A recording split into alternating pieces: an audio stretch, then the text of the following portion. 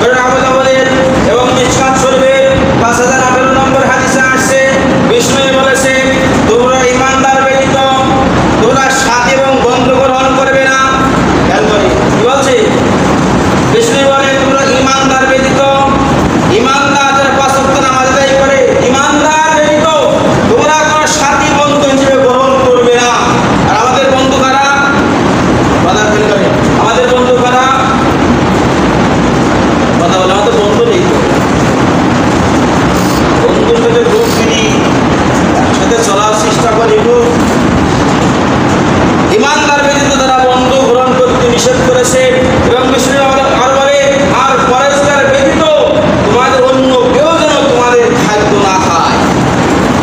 তারা পরেশগার ব্যতীত তোমাদের খাদ্য যেন অন্য কেউ না খায়।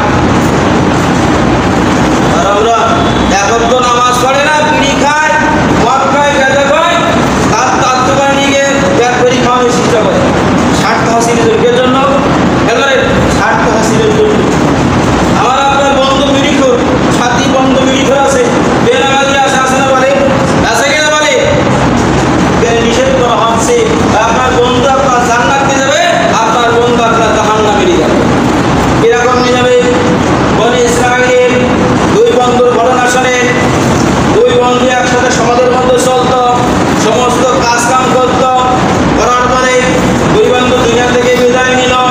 বিদায় নেওয়ার পরে যখন বিচার হচ্ছে, তখন একটা বন্ধু জাহান্নামের কাছে দাঁড়াইয়া আছে, অপর একটি বন্ধু সে জান্নাতে চলে গেছে। এখন যে বন্ধু জান্নাতে গিয়েছে, ওই বন্ধুর যখন ওই জাহান্নামী বন্ধু কাতারে দাঁড়াইয়া আছে, তখন ওই জান্নাতি বন্ধুকে বলছে, হে বন্ধু, দুনিয়াতে তো আমরা একসাথে চলেছি, একসাথে খেয়ে